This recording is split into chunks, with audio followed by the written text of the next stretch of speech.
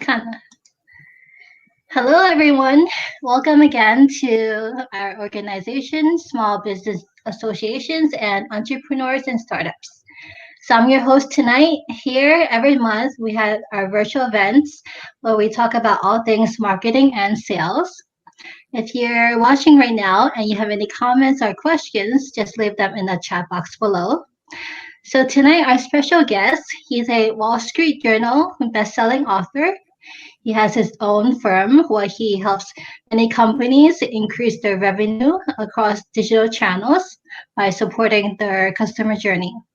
And some of his clients include Morgan Stanley, Avis Budget, A&E Entertainment, Universal Studios, and NBC News. So please help me welcome Howard Tursk.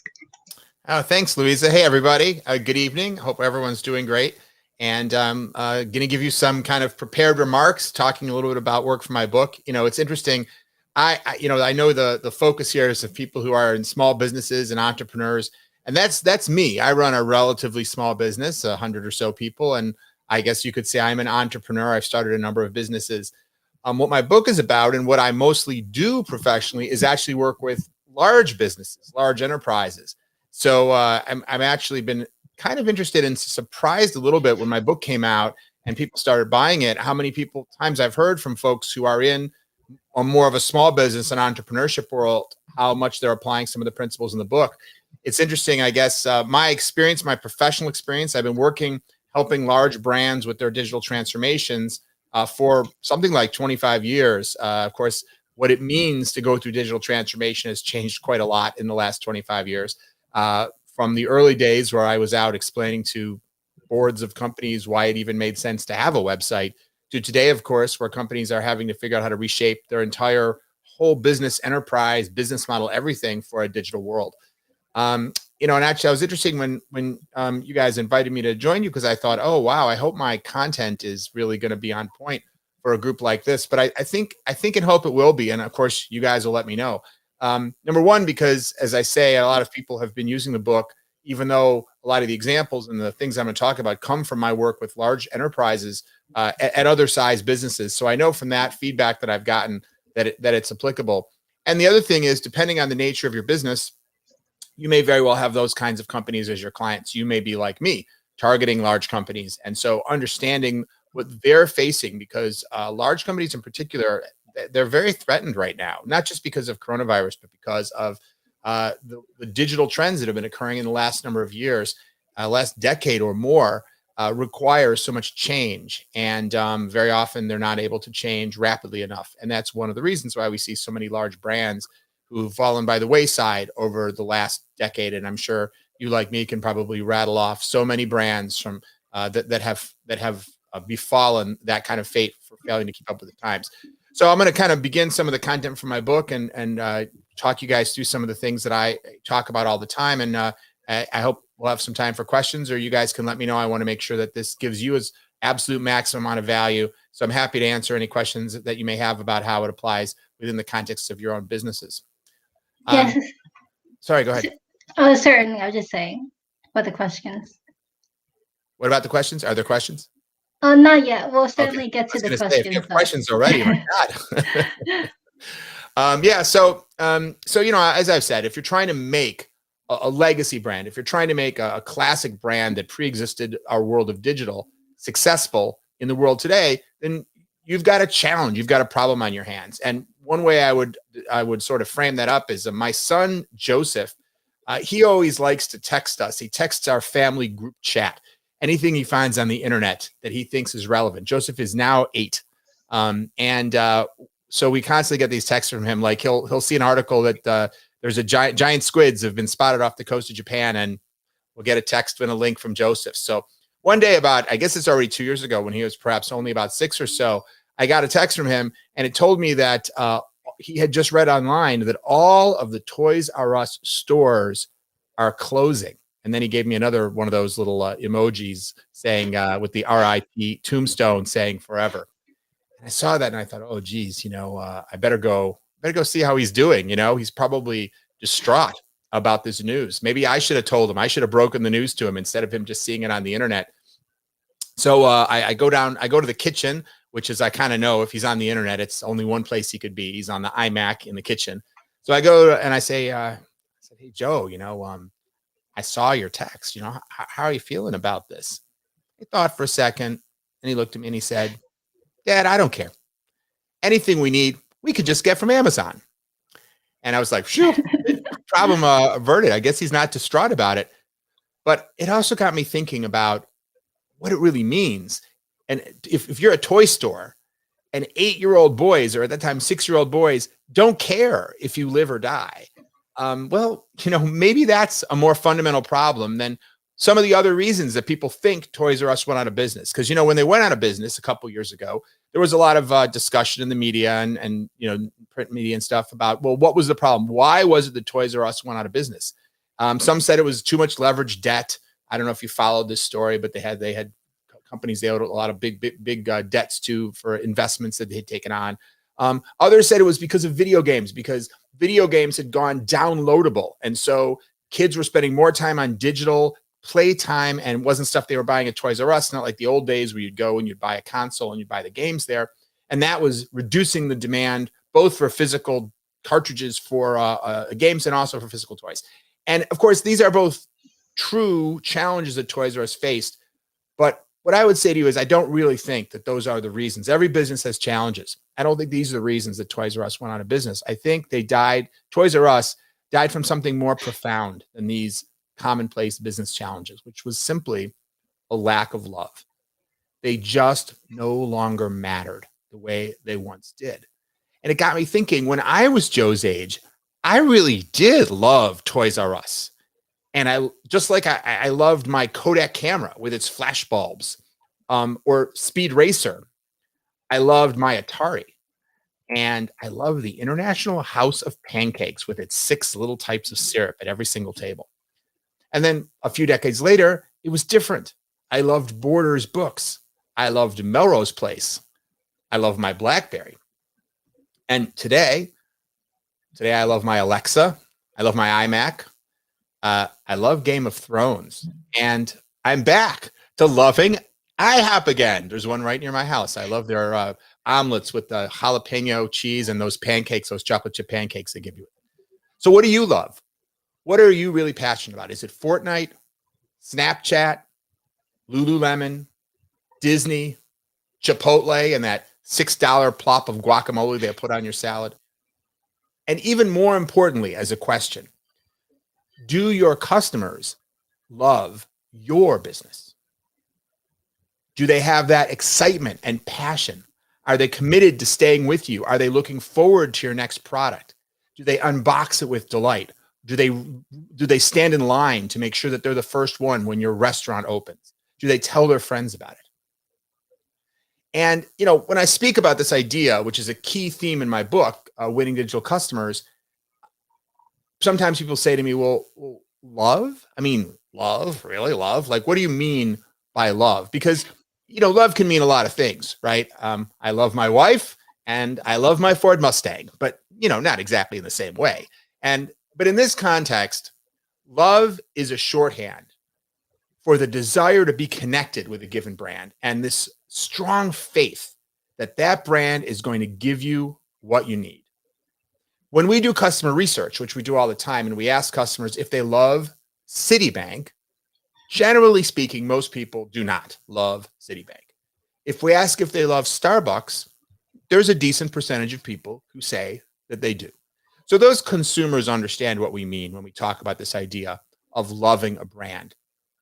And I would encourage you to think about this idea of loving a company or loving a brand actually as not a black or white on or off thing, but rather consumers think of brands on a continuum.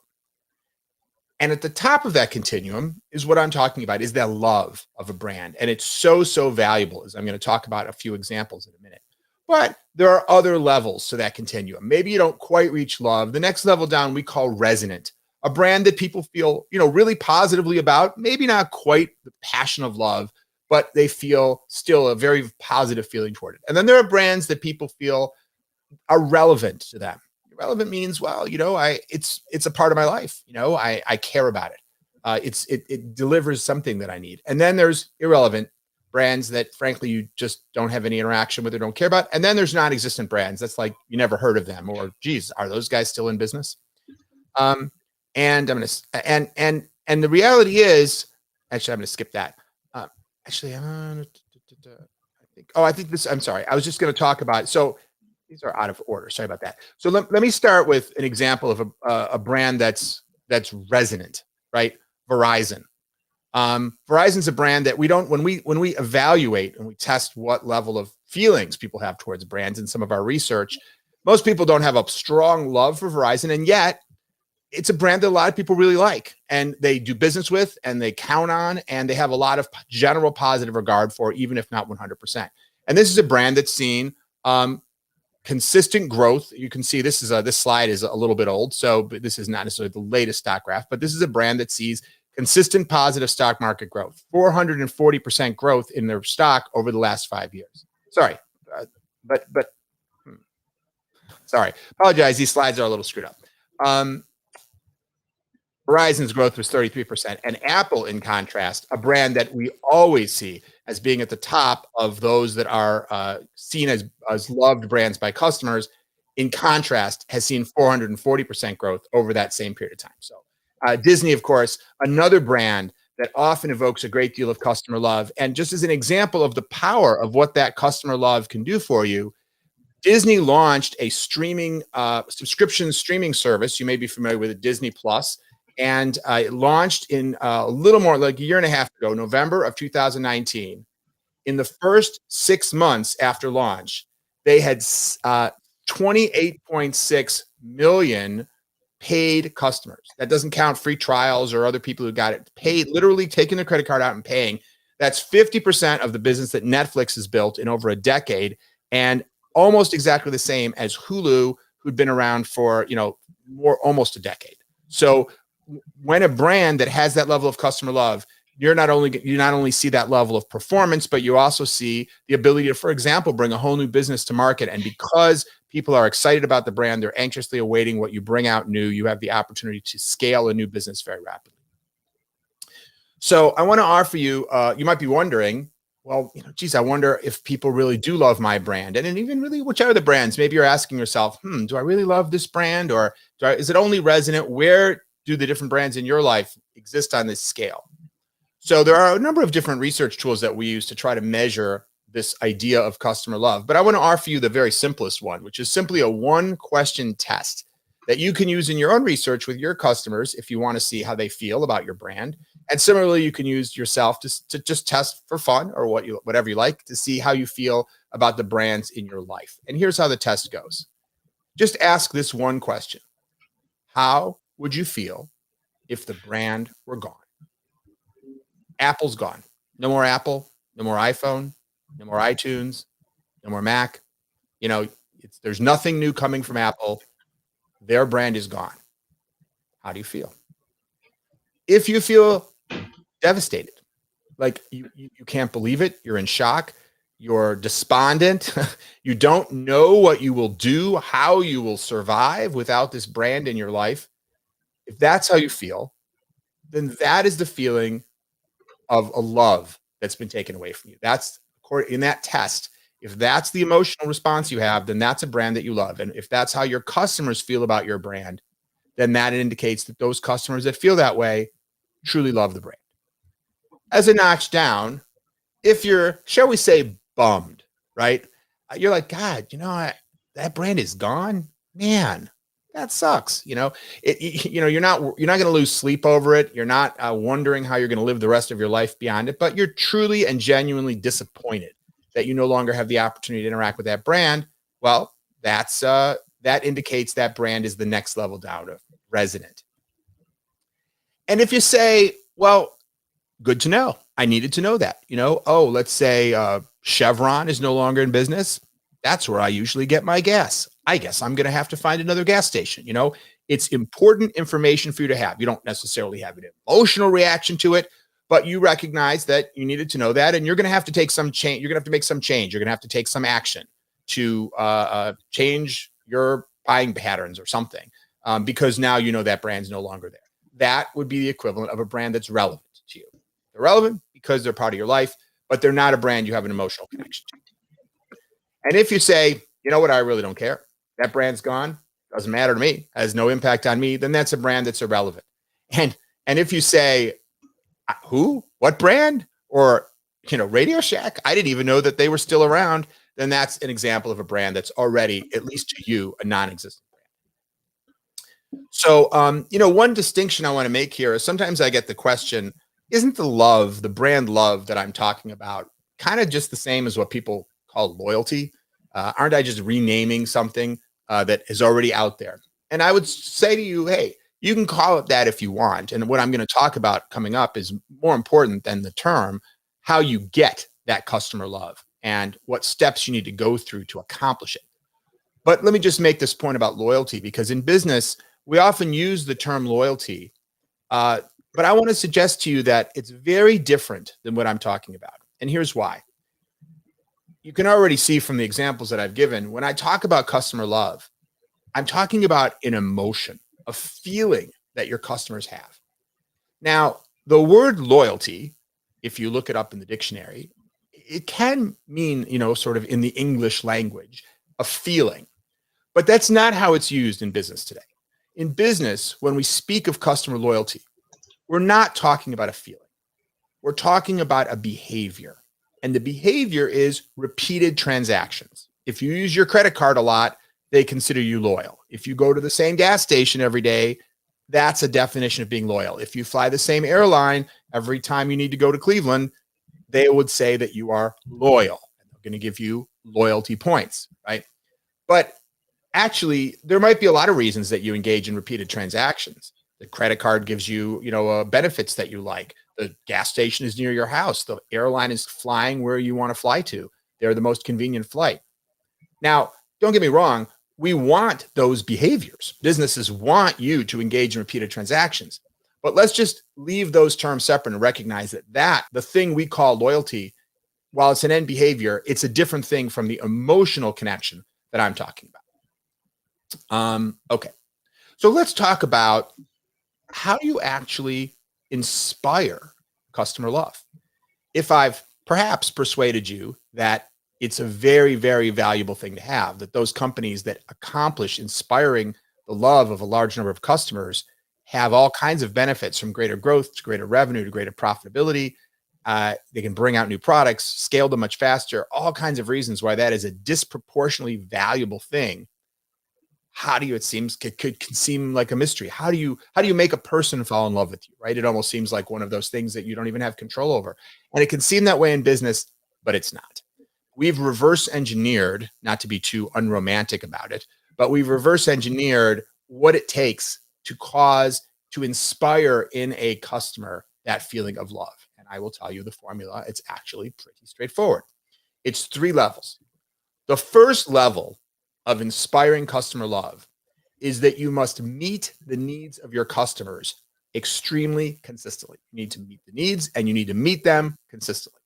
Now, that is not enough to inspire love, but it is foundational. If you are not doing that, you are extremely unlikely to achieve customer love. So whatever the nature of your business is, you need to make sure you understand what your customers truly need from you, and you need to meet that need regularly.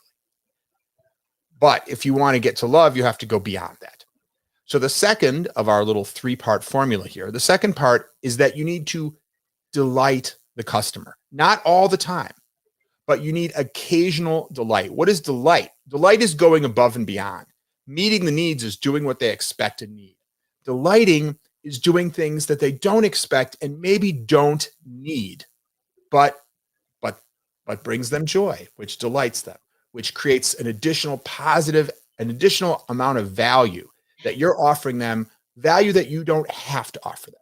That is essentially a kind of a gift. And that additional delight further moves that customer in the direction of love. But these 2 things are still not enough to inspire customer love. They may get you to being resonant, but they won't get you all the way to love. And so the third level of inspiring customer love is to resonate with something the customer cares about, to stand for something that's meaningful to the customer. There's a lot of ways to stand for something. There's some companies that take a political stance, like a Nike supporting Black Lives Matter, or in contrast, a Chick-fil-A supporting conservative social values. And I'm not trying to make any political statement here. I have my own political views, but I'm not here to share those, but only to say that one thing that's been shown is that companies that take a stand, they tend to inspire much more passion in the customers that resonate with that stand. And they, by the way, also tend to push away customers who have the opposite stance. You know, there are many people who won't eat at Chick-fil-A or won't wear Nike shoes because they disagree with the politics. But the positive impact on the customers that you attract is generally so much greater than the loss of other customers. And we saw this with Nike. When Nike came out in support of Black Lives Matter, their stock tanked for a day or two, and all kinds of people said, I'm never buying Nike shoes again.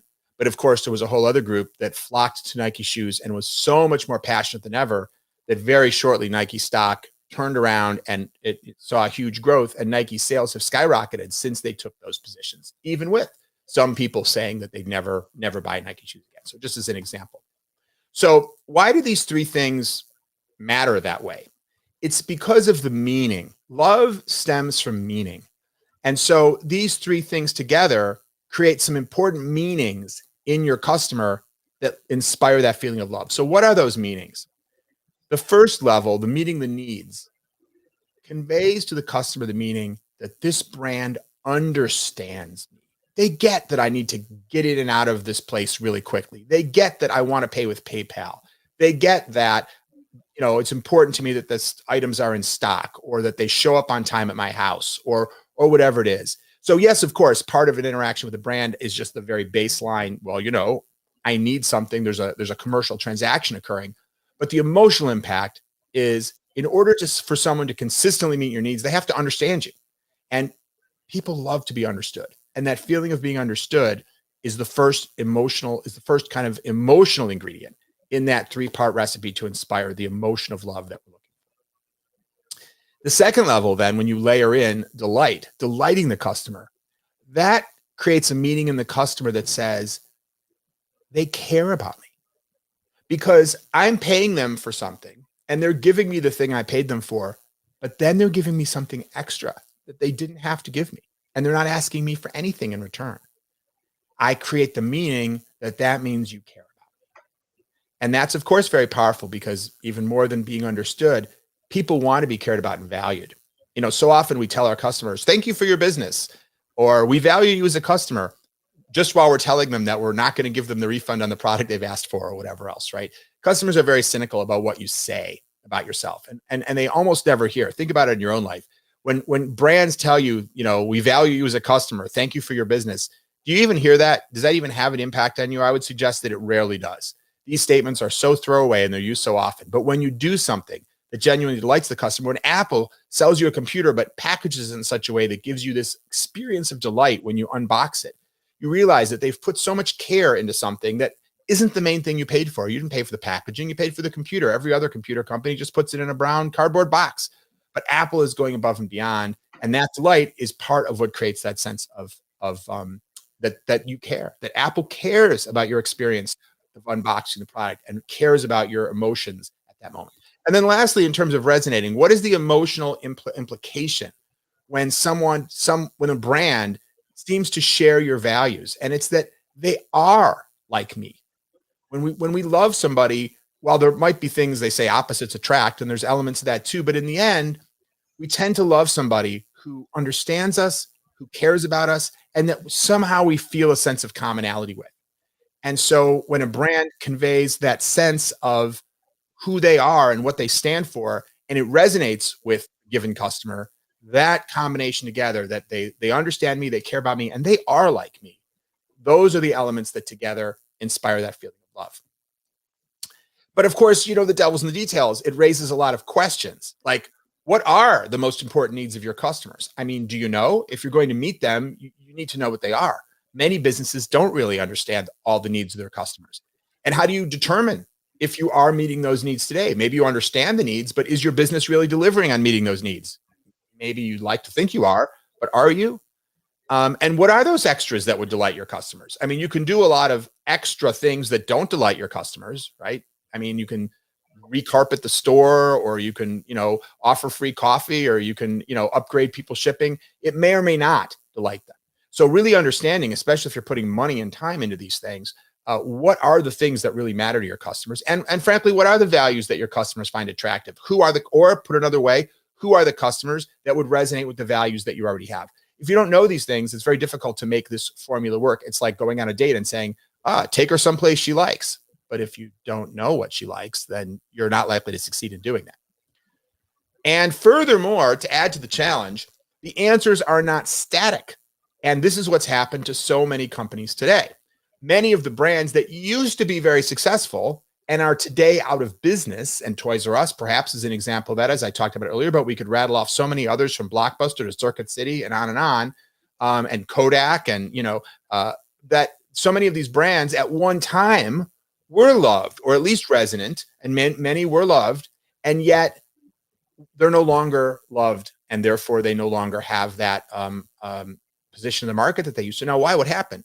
The answer is people's needs change over time. What delights them changes over time. People's values change over time. So for brands to continue to be successful, to stay loved, they have to change over time, or they fall out of sync. They're no longer up to date with the times, and their love formula breaks. To keep the love, you have to change with the times. So what is changing? Well, a lot of things are changing in our world today, but I think there's no question that the biggest, most transformational change to our culture and our needs and our values even over the last decade or two is digital, and the influence of the internet and mobile technology and all that goes with it has significantly changed the lives of just about every person on the planet. And obviously there are many different types of devices that are part of that digital world, from PCs to kiosks to the world of virtual reality and social media. But the smartphone, without a doubt, has been the single part of that, which is the most powerful force in changing the needs and the lifestyle of your customers. And just for fun, I'll just throw a few statistics out in front of you to illustrate this. These are some stats from different studies that looked at how important are smartphones in your customers' lives. So there's 265 million smartphones in the United States today. That's covering more than 80% of the population over the age of 10. The average smartphone user checks their phone 80 to 150 times a day, and 71% typically sleep beside their mobile phone. Is that you?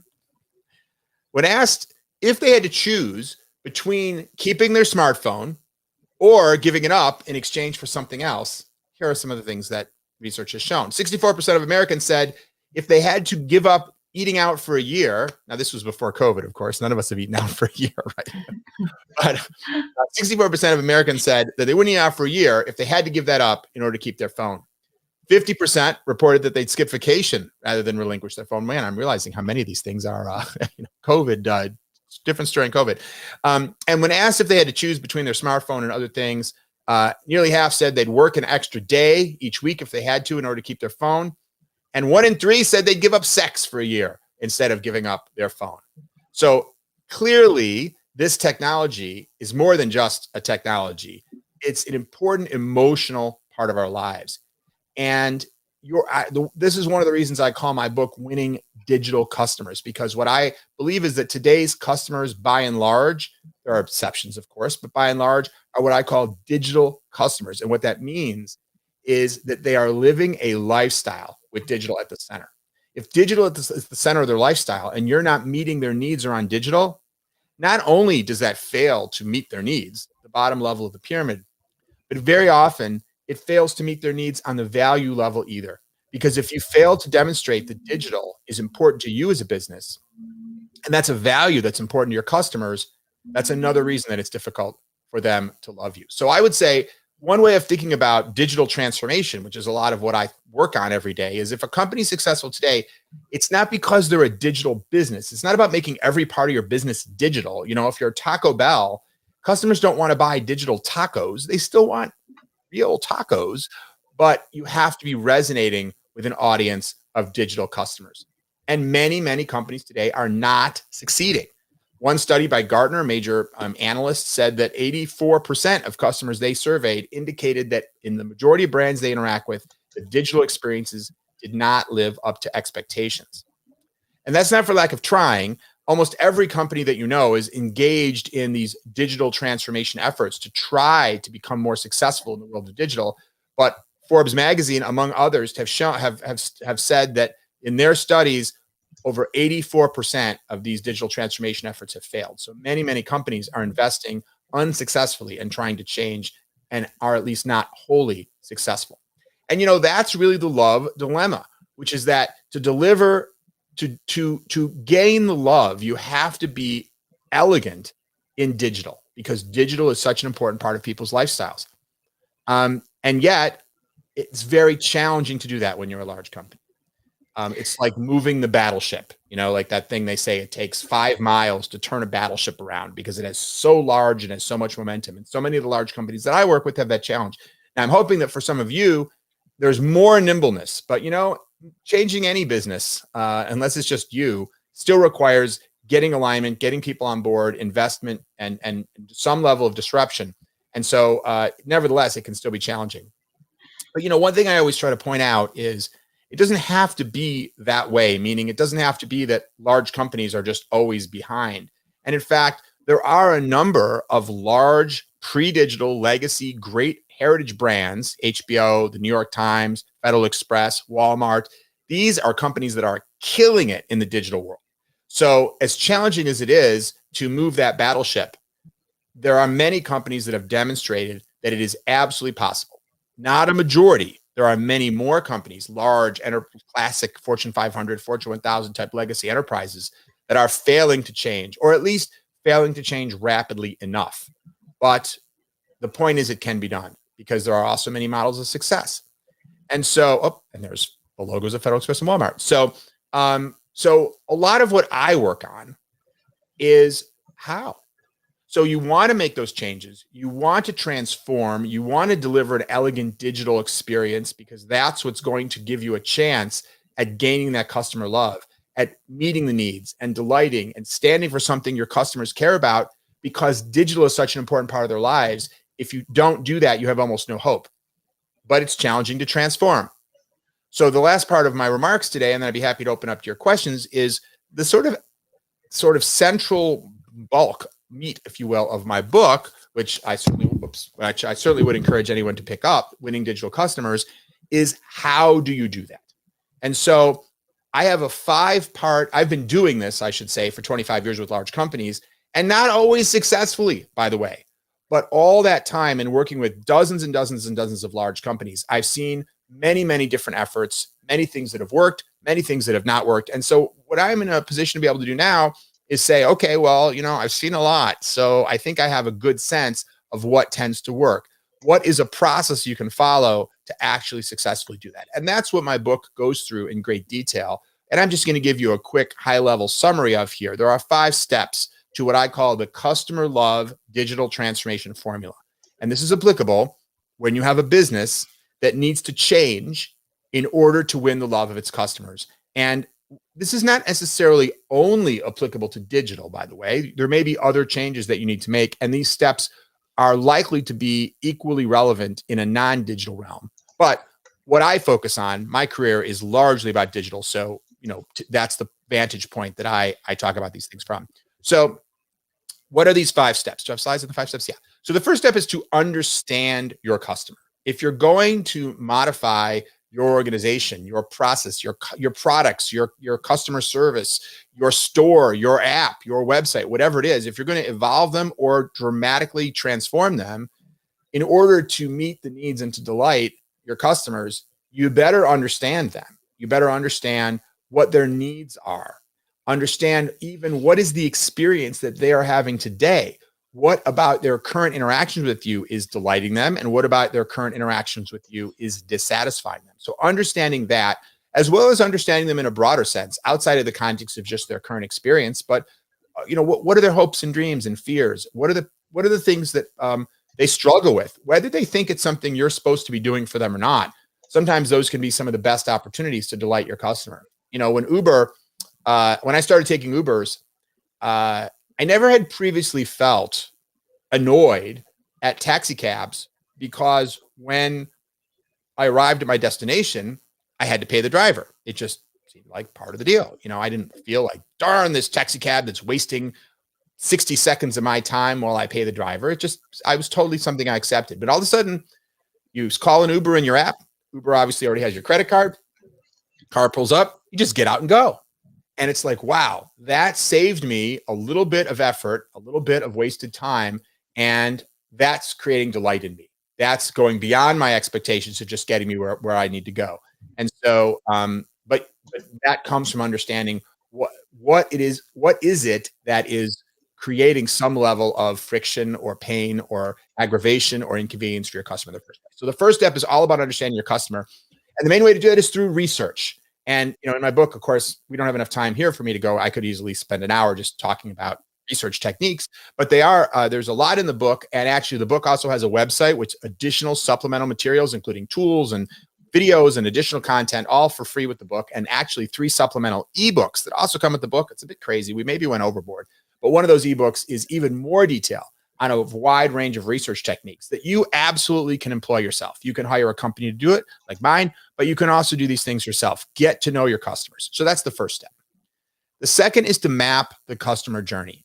A little bit of an overlap between this and the prior one is that part of what you should find out and understand in order to understand your customers, to understand what is the journey they're going through, what are the steps they're going through. If you're in the car rental business, how do your customers go through that process of deciding whether to rent a car, reserving a rental car, sort of keeping the information about that they're going to need when they go on their trip or whatever. Then what happens when they go to pick up the rental car, and when they're using the rental car, and when they return the rental car, making sure you understand that whole journey today and the current reality with all its warts and glitches and all of its good points. And then create a vision for the future. If you are rebuilding this thing from the ground up to absolutely fulfill that love pyramid, to meet the needs of your customers and to delight them and to resonate with their values, what would it look like? How would it be different? How would it be the most competitively differentiated customer experience in each of the stages of the process that the customer has to go through? And that vision of the future customer journey should then be driving all your activities around digital transformation. The last thing you want to do is say, we need to become more digital. Let's get some new software. Let's get some new hardware. Let's move to the cloud. Let's create an app. Those may all be the right things to do, but it's like saying, let's go somewhere and not picking a destination and just starting to drive. You have to be lucky, just sheer luck to wind up with some place that you want it to be. What you need to do is figure out what's the destination. And then the tools that will get you there will be many of those things, some combination of technology, design, product development, et cetera. And then the third step is to build the future. Of course, if you only create a journey, you sketch it out on the wall on a whiteboard in a workshop, you have a great vision of the future and you don't do it, of course, it's not going to be valuable to you. So the next step is to build the future. We use techniques taken from something called design thinking, which is an approach to product development. Again, I talk about it in great depth in the book, and use that to go through the customer journey, product by product, touch point by touch point. Most customer journeys are made up of a variety of interactions. Some are by email, some are by phone, some are by in a store or a physical location. Some of them are times you go to their homes. Some of them are obviously going to be in a website or an app or some sort of digital tool. And you may not have all of those depending on the nature of your business, but each of them has to be built, right? Your app is a separate thing from the tools that your call center uses, which is different from a kiosk that you might have in your store. So you have all these individual components that you need to build, and you need to make sure that when you build them, that they're elegant, because you could have the right high-level journey and then build still a bad app. You can have a vision, but the app can be confusing and hard to use. The website can be slow. The store can be staffed by unfriendly people. And then you're still not achieving what that vision really is. So it's taking the high-level vision of that whole journey down to making sure that you're delivering the quality that you need at each level. And then the last two, those are the kind of the three, if you remember from the first slide, these three things happen in parallel. Understand your customer, map the journey, and build the future. The last two happen, the first three I meant to say happen in serial, right? Now, of course, not completely. There's some overlap. This diagram is a little bit of a simplification, but you kind of want to take them in that sequence. First, you understand the customer, then you create the vision for the future, and then you build it. Conceptually simple, not always simple to do, which is why there's so much detail in my book to go into how to do it. But in parallel with those, there's two more things. One is to optimize the short term, and the last is to lead the change. Optimize the short term simply means, well, you know what? It's going to take you some time to go through those first three steps, to really understand the customer, map the journey, build the future. That could be a multi-year process. And while you're doing that, very often, as you begin to understand the customer, you start to see things that you could fix quickly. And there are additional activities you can do, different types of analyses than the ones in the top row, to identify additional ways that you can tweak, enhance, and improve and get rapid business results to improve the existing ways you're interacting with your customers before you do a dramatic transformation. And that has a number of benefits. One is it helps improve your customer experience in the short term, even while you're creating something much better for the longer term. And if you're in a situation where you have stakeholders, bosses, boards of directors, investors that you need to continue to make comfortable and to sort of prove the value that you're going to be able to deliver through digital transformation, sometimes they don't want to wait till it's all done and see the results. And at least this shows some short-term incremental benefits that should be measurable and can even help fund the larger transformation. And the last one is to lead the change. Now, I should say, of course, leadership doesn't start at the end. Leadership starts at the beginning. But in my book, we talk about it last, mostly because I always feel it's helpful to first understand what needs to be done and then sort of ask the question, so how do you lead this? But in the end, organizational transformation is first and foremost about leadership. It's the most important part. From the ability to be confident and demonstrate your belief in the organization's ability to transform, to the politics of getting alignment and helping people come on board to a plan when they may have some fear, uncertainty, and doubt about whether it's really necessary or really the right thing to do, because people are naturally resistant to change. To dealing with the bumps along the way, because any transformation is inevitably going to have problems, and only the successful transformations are not transformations that got it perfect, that didn't have problems. It's never true. Successful transformations are those that made it through the problems.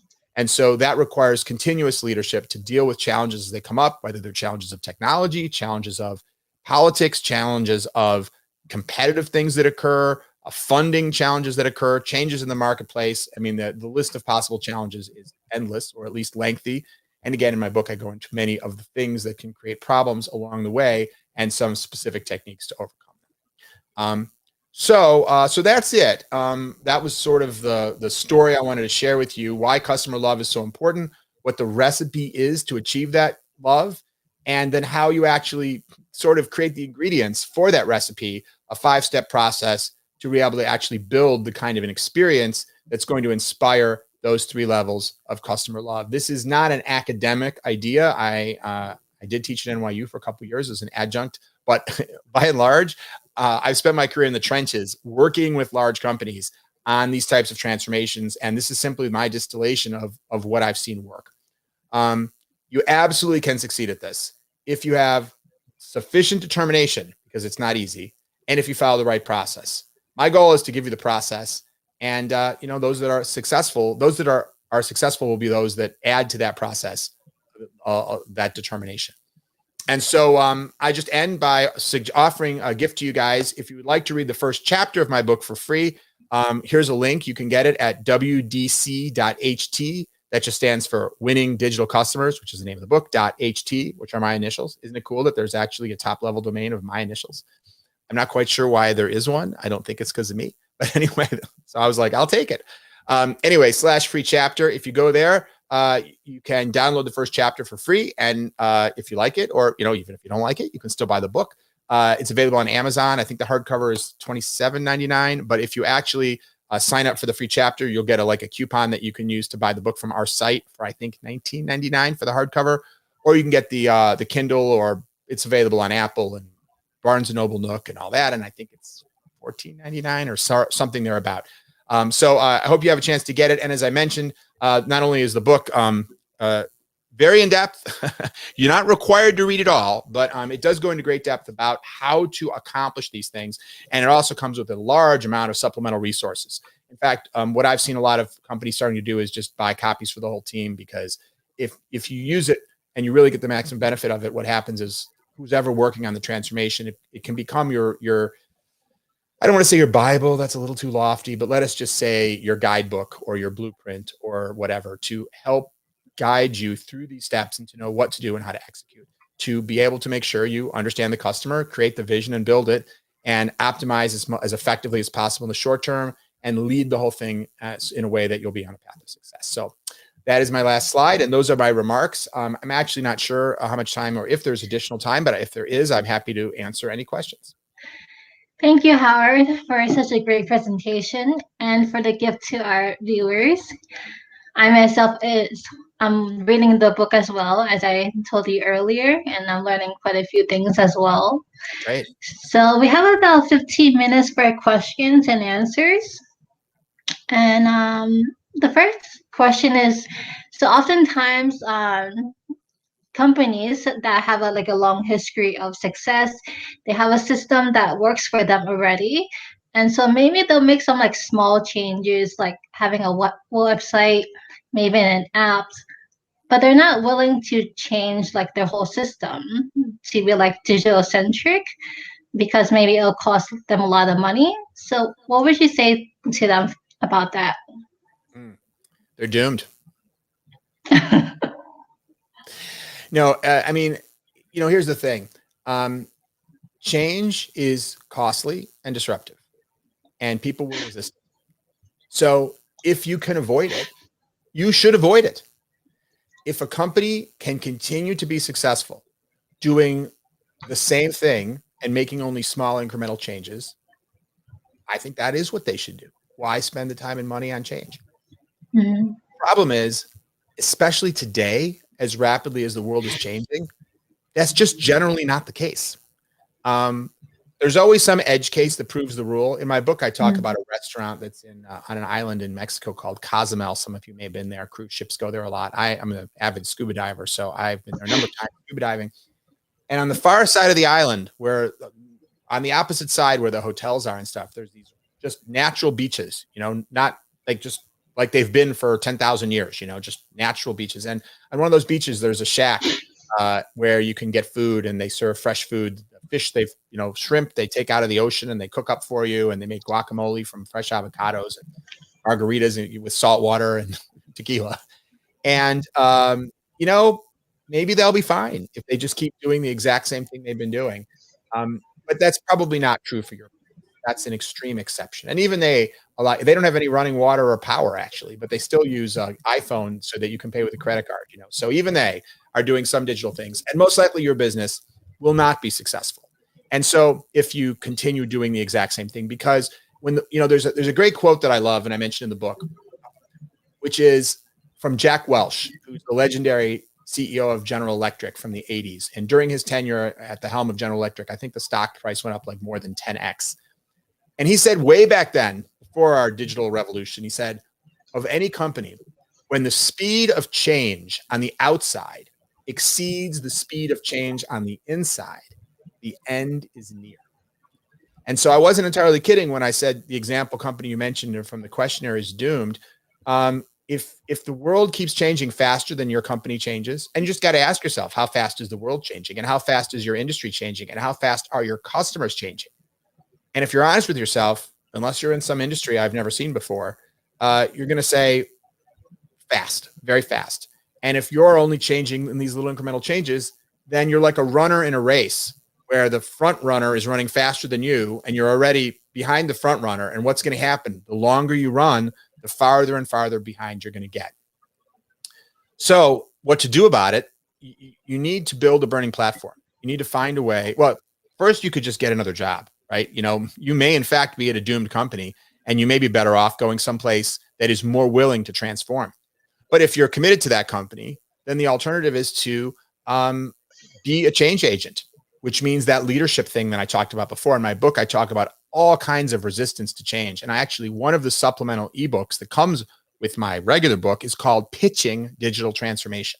And it talks all about all the things you can do to create a compelling case to convince management, board of directors, and even just all the team, the employees, the troops, what it is you're doing and why it needs to be done to try to get everyone, there's that expression, it's a burning platform. You need to create a burning platform, which obviously is, if someone's standing somewhere and they don't want to leave, well, if it's on fire, then maybe at least they'll be motivated to leave. If you convince them that where they are is unsustainable and they can't keep, even if they want to, they can't keep doing it the way they're doing it.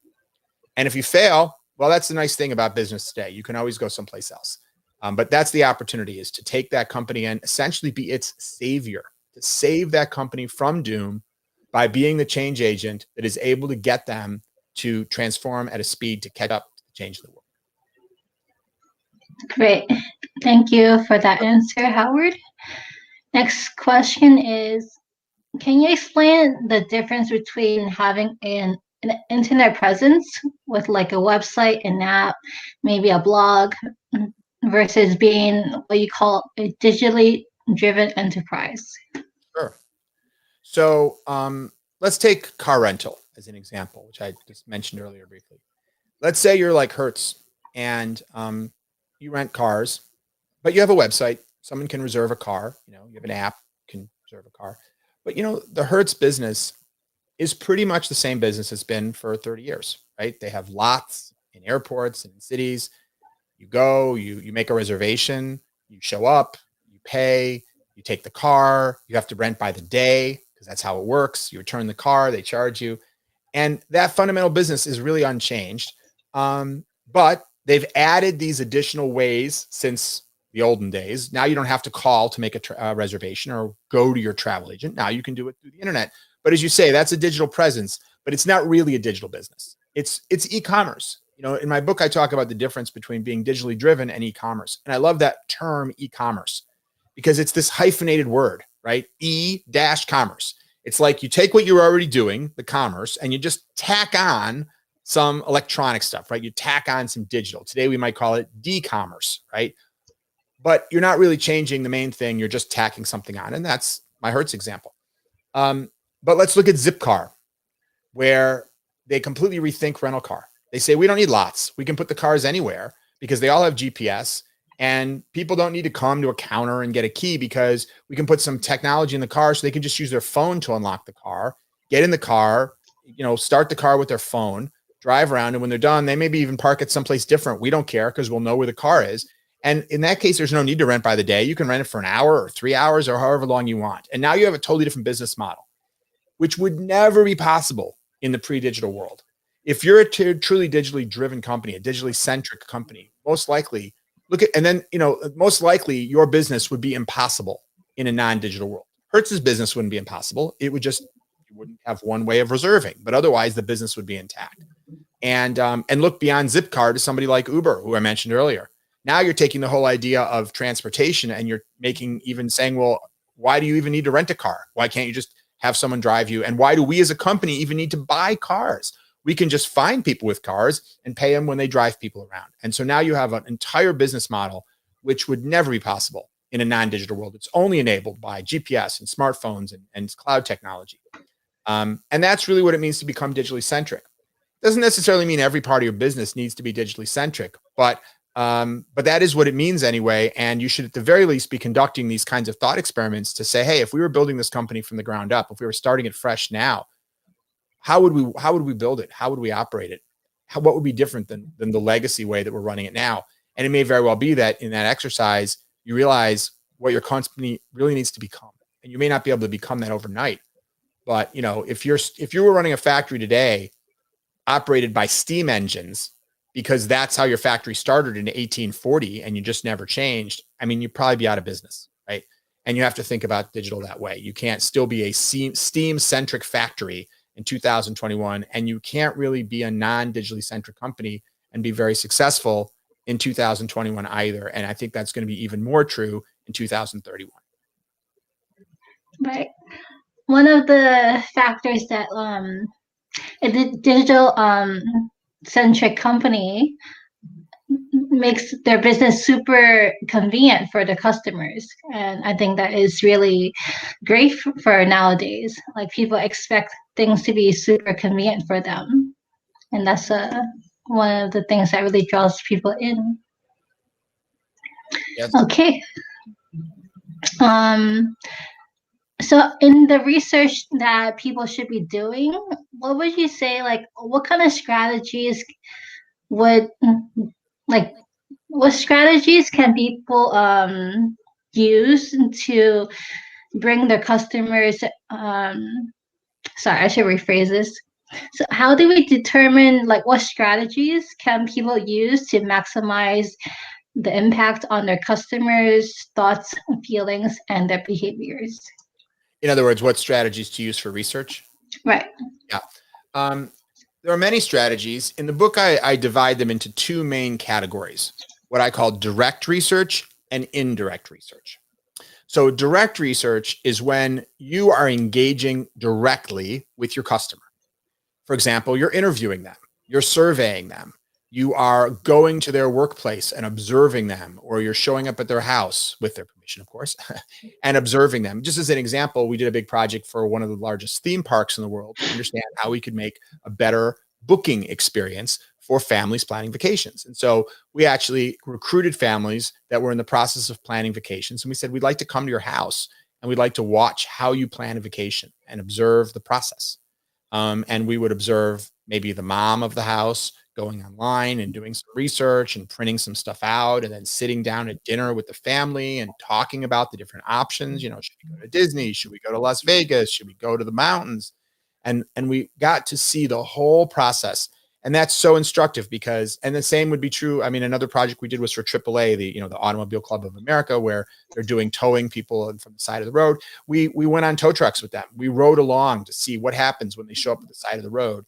Really just immersing. We've, working with, one of our car rental clients, for example, we spent time behind the counter observing the interactions with customers when they come up. We've listened in on phone calls at call centers to understand what are people calling about, what problems and challenges they have. So, that kind of research can be invaluable. And there are many different specific tactics. And I go into, again, there's a lot of detail in the book, but those are some of the types of things. And then there's indirect research. Indirect research is leveraging information that you might already have. Things like looking at your site analytics, looking at the emails that you've received over time, complaints, call center logs. It could be industry analysis that's been done by somebody else, things like that. The things that you actually don't have to talk to the customers, or even just talking to customer experts. There are people, I use that term customer experts to mean the people within your organization, or at least many of them will be within your organization, who spend a lot of time with customers. I don't know if you've read the book, Malcolm Gladwell book. Which book is it now? I think it's Blink. The movie, the book Blink. And he talks about what it takes to become an expert. And he says, you can become like, for example, somebody becomes a professional athlete or a concert pianist or whatever.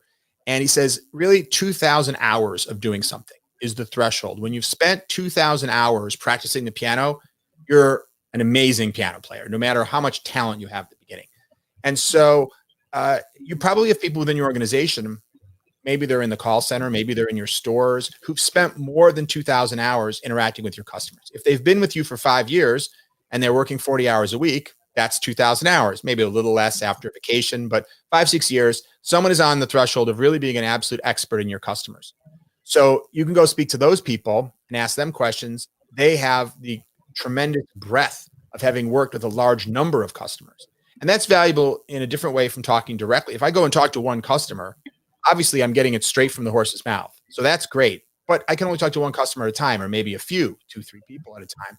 If I speak to an expert who's spoken to thousands of customers, then they have tremendous breadth of knowledge. But of course, it's one step removed. I'm not speaking to the customer. It's filtered through that person.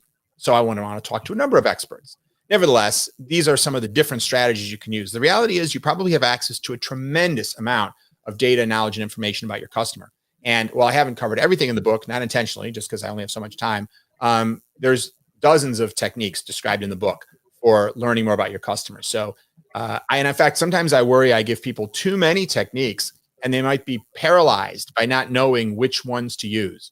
I considered giving fewer, so just like, just do these 3 things. But I said, no, I want to give people more options because certain techniques are better in some situations than others. For example, there's some products that are easier to go to someone's house and observe them using, and others, if I wanted to understand, for example, people's behavior, at a football game, I wouldn't go to their house, obviously, right? Some things are done in public, some things are done in private. Some products are all used in a short period of time, but some are used over a long period of time. And so different techniques work well for different situations. But the most important thing is to get started, right? You sort of couldn't make a bad choice. You can maybe make a better choice, but action is better than inaction. So if you need to understand your customer better, you can look through the different ones, pick what seems best. But the most important thing is to pick something. and get started, because no matter which technique you use, it's going to increase your understanding of your customer, and that's going to be a good thing. Now, if someone has a startup, so they don't have any employees that have worked like 2,000 hours to talk to, what would you suggest for that? Couple things. First of all, depending on who you're hiring, right? If you're doing a startup and it's, let's say, I don't know, a coffee bar, you might hire somebody who worked at Starbucks. Well, they may not have worked 2,000 hours in your company, but the same customers you're targeting were at the last job they had. And so they've got that knowledge and experience. They understand the customer, even if it's not in the context of your business. That's one approach. So look for those people. And if you're not even hiring them, you can get them temporarily. For example, let me continue with my example. Let's say, Louisa, you and I were starting up a Starbucks competitor, and neither of us had ever worked for a company like that. We'd never worked as a barista, or never worked in a coffee shop. Now, this probably would be a mistake, right? Because we wouldn't know how to do a good job. But let's say this is what we're doing anyway. Well, I'd say, okay, we got to find some experts who can help us. I would go on LinkedIn, or I would put an ad, and I would recruit, and I'd say, I want to talk to 10 people who've at least each spent 5 years. I'll pay them for their time. I'll pay them $30 an hour. That's more than they make at Starbucks. And I want them each to come in for an hour or two and give me the brain dump of everything they learned working for 5 years as a barista at Starbucks. And after talking to 10 of them, I'll have learned a lot, and I'll also see some patterns, because I might hear something from one person that I don't hear from anybody else. And I'll think, that might just be their own weird outlook, or just the particular place they work. But when I start to hear certain of the things, I'm going to start to hear from person after person after person after person. And then I'm going to know I'm onto stuff that's probably really valid. And just think how cheap that is. Just think how simple and easy that is. How hard is it to go find some of those types of people? Now, depending on your business, it can be harder. My example, it's pretty easy to go hire 10 baristas and, have them come talk to you for an hour each and pay them $30. It's not a very big investment. We did a project once for Gulfstream jets, for example. We need to understand the experience of people buying $100 billion plus luxury jet aircraft. A little harder to find those people, than it is to find, a little harder to find people who are expert at selling luxury jet aircraft than finding people who are expert at selling cups of coffee. So there are exceptions. There are things that are more challenging, but even there, you can find those people. You may have to pay them a little more. You may have to look a little harder. And that's an extreme example. Most of the time, it's not nearly so hard. And you just have to get a little bit resourceful and figure out how you're going to find and get to those people. That was a great answer. Thank you, Howard. My pleasure. So that's all the time we have for tonight. Well, thank you for having me. Thank you for speaking to our viewers. Thank you for everyone that watched our event for tonight. So go get Howard's book, read the first chapter, Winning Digital Customers, and have a good night, everyone. And subscribe to our channel if you enjoy our content. Good night, everyone. And good night, Howard. Thank you. Thank you again.